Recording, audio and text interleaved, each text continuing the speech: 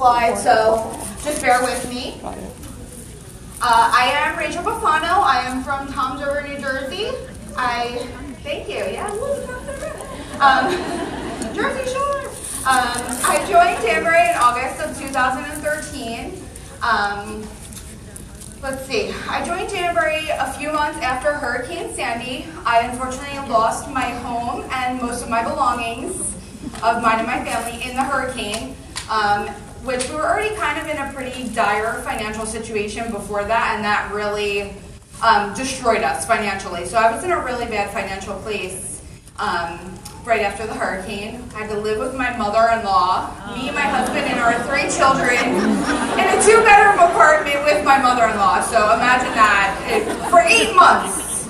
Yeah, awful, awful. That was a real test of patience right there. So I found Danbury. I never even tried a sample before I joined. I was just desperate to make money, and I thought, I can do this. I don't have to leave home. I can work on Facebook, so why not give it a try? So in my first year, I got very lucky to advance through the company, and I hit Elite Executive. Thank you. I hit Elite on August of 2014, so my year anniversary month, I got to the top of the company, which was amazing. It was also the month that we purchased our first home. Thank you. Also a huge accomplishment. So I have a very amazing team underneath me, so I've been very lucky. I obviously would not have gotten anywhere near where I am without my team. So up there, that's my little family. My husband, I have 3 children, 16, 11, and 3. Don't know what I was thinking there either. They're awesome. I kind of like being the only girl. I kind of like get a little bit of preferential treatment being the only girl in the family. So today we're going to talk about recruiting. I always thought recruiting wasn't really a strong point for me. I have 46 level 1 recruits in 2 years. And the exciting part about that, or what kind of blew me away with that, is I did not approach one of them. Not one single person have I ever went to and said, hey, do you want to know more about this opportunity? Would you consider joining my team? Never, not once have I ever done that. Every single one of my recruits have come to me. Well, why? Well, let's talk about it. Why do you recruit? Okay, foundational business practice. Basically, nobody wants to be salesy, but let's face it, we're in sales. It's a direct sales company, and this is part of a direct sales plan. You can be an amazing seller. You could have 5,000 PRV every single month, but if you aren't recruiting and you don't have a substantial team underneath you, you're not really going to go very far, unfortunately. So recruiting is a huge part of our business model. Offering a solution for a problem. Basically, how I interpret that is, again, when I recruited, all those people came to me. Well, they came to me because I was excited about this opportunity. They were able to see how it changed my financial situation. So I tried to target an audience that, if I have a family member or a friend who I know is in a bad financial place, I kind of try to show them the opportunity that Danbury has. So we want to offer a solution for their problem. And then obviously fun, financial flexibility, freedom, and friendships. Danbury's fun. We love it. I went from being in a really bad financial place to, having the house. I wound up buying a car. I don't have any, credit card bills. I'm financially free other than like my house payment and my car payment, which is amazing. And the amazing friendships that I made. Hallie, our wonderful presenter, we did not know each other, like she said earlier in her presentation. Sorry, I keep thinking that it's the coffee. If anyone was here for the first session, I drink decaf. And I was like, drank a cup of coffee and sat down, and I started feeling like really jittery. And I warned everyone, I'm like, if you want decaf, don't drink the decaf here, because I don't think it's decaf. But now I'm just realizing, I think it's just my nerves and probably the fact that I only had 2.5 hours of sleep last night. Hallie had mentioned earlier how, I was doing a party for a mutual friend of ours, and I got lucky enough to find a best friend through Jamboree, so that was amazing. That's my little cheesy, heartwarming thing for the day. So who do you recruit? Obviously, your number one prospect is your hostesses. Why is that? Because they're seeing firsthand what you do for a job. They get, especially if you're doing an in-home party, they get to sit in and watch you do your thing and realize how easy this is, how fortunate we are to have this business that is so easy to do and fun for us. So even with your Facebook parties too, a lot of times, at least in my experience and with my downline, most of our recruits are past hostesses for us. Then your friends, family, and acquaintances. Those people, obviously, they're easier to talk to. It's not reaching out to strangers who you don't know. It's easier to go to a sister, a cousin, a friend, and say, I have this great opportunity. Would you like to join me? It's a lot easier to approach somebody that we're comfortable with.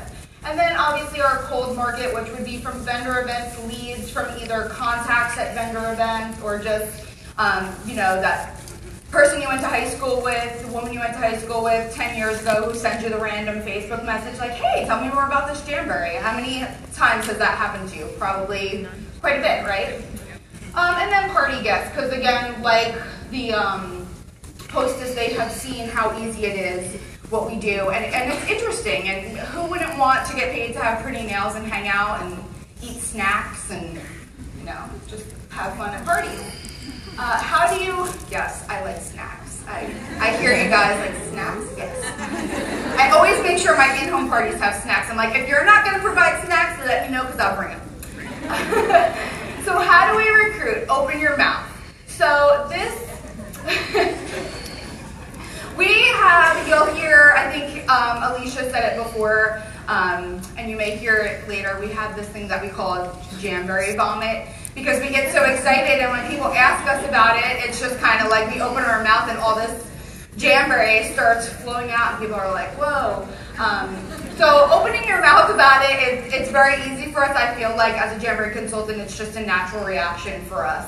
And that's how we get it out there. Sharing your excitement, obviously I make sure, and I train my team as well, that hashtag because of Jamboree has been amazing, because I find ways to at least 2 or 3 times a week put something on my personal Facebook page that's not straight up, here's my website, buy this, but I mention the fact of how something Jamboree has changed in our life a couple of times a week, because people are watching. They may not comment. We all know this. They may not comment right away. It may take months. I've been doing this for 2 years, and I had a friend just reach out to me yesterday like, hey, what's your website? I think I'm going to finally try these Jamboree things like 2 years later. So it does happen. So always share your excitement and making connections and follow-up. Obviously, with wearing our jams all the time, you go into the bank, you go into the doctor's office, we're wearing them, people are always like, oh my God, your nails are so cute, and not just, those are leads. So what I do, this is just like a side tip that wasn't in my little script, but when I'm out and I'm wearing them and I get somebody, I think the hardest part for people is that follow-up. It's very easy to say, oh, here's my business card and a sample. But for me, at least 9 times out of 10, I don't ever hear from that person ever again. So I've made it a habit, sorry, I'm so tired. I've made it a habit to, when I give out a sample, I make sure I get their information. And there's sneaky little ways you can do that without like being annoying or salesy or pressuring them. I'll just say, oh hey, here's a sample. Give me your number, I'll text you an application video right now. And then you could just save my number in your phone. And then they tell me their number and their name, and I save it, and I'll put like JB for Jamboree next to it, and I'll put like where we met, like if it's in the bank or something, so I could like reference that person. I'll text them the video while we're right there. They're not even suspecting, and then guess what? A week later, I'm following up with them like, hey, this is Rachel. Remember we met at the bank? It's already in my phone. I know, and that's how I do my follow-up with people that I just give random samples to. So that's my random tip of the day. Why don't people join your team? You don't ask, right?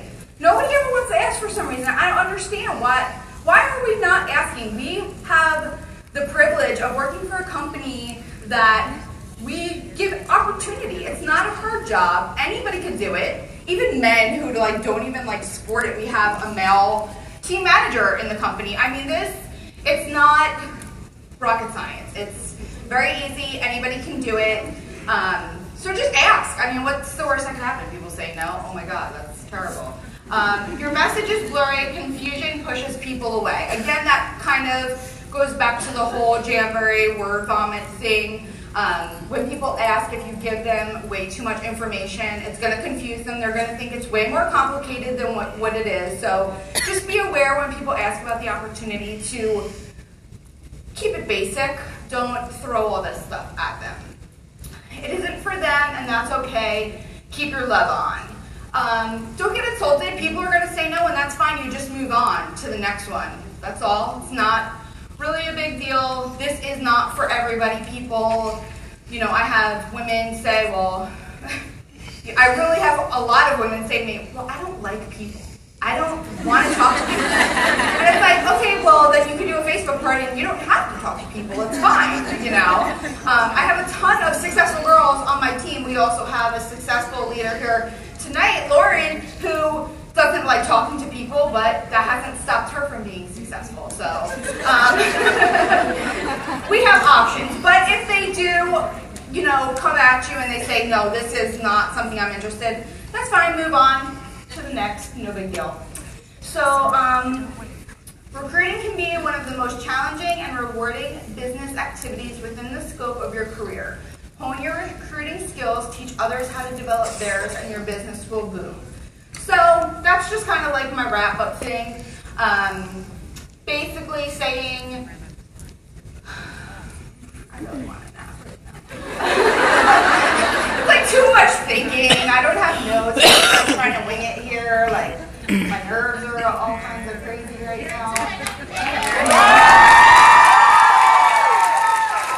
Thank you. It's been a long day. But yeah, my focus is I feel like I don't need to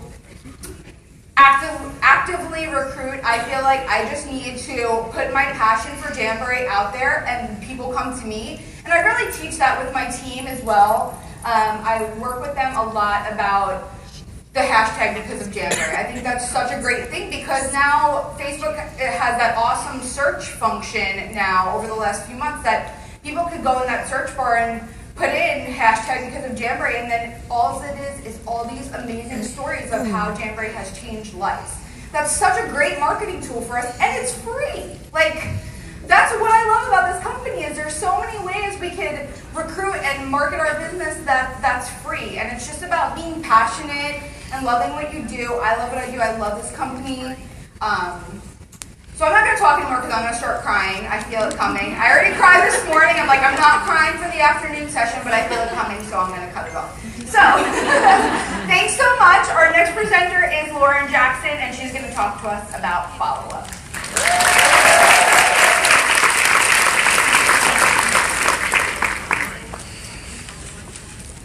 Oh, yeah, I did it. You're definitely going to make me cry. Thanks, Shanna. Okay, so Shanna wants me to share. How many of you seen the October Jamgram? So you should have gotten an email if you haven't, have somebody forward it to you. But I was featured in the Jamgram. One of Jamboree's brand values is to... cry. Oh my God. Hold on. I gotta fan myself. One of our brand values, our first brand value is about being unique. So I was so honored to be nominated for that because as you guys can see, I'm very heavily tattooed. I do not fit a professional businesswoman mold. That's obviously not my thing. And I love, that's another thing. Oh, thank you. Thank you. You know, that's something I love about this company is that, whew, I feel like Adam right now.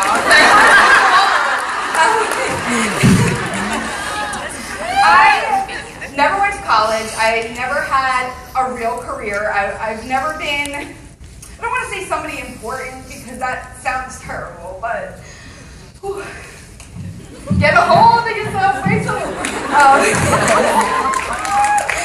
But it's so amazing for me to be able to represent the alternative woman, the woman who can just be herself and not fit a mold or look like everybody else. I love the fact that I was the 16th elite executive in the company, and I've never had a real career before this. I've become successful through this company just by being myself, and that to me is priceless. The money is great.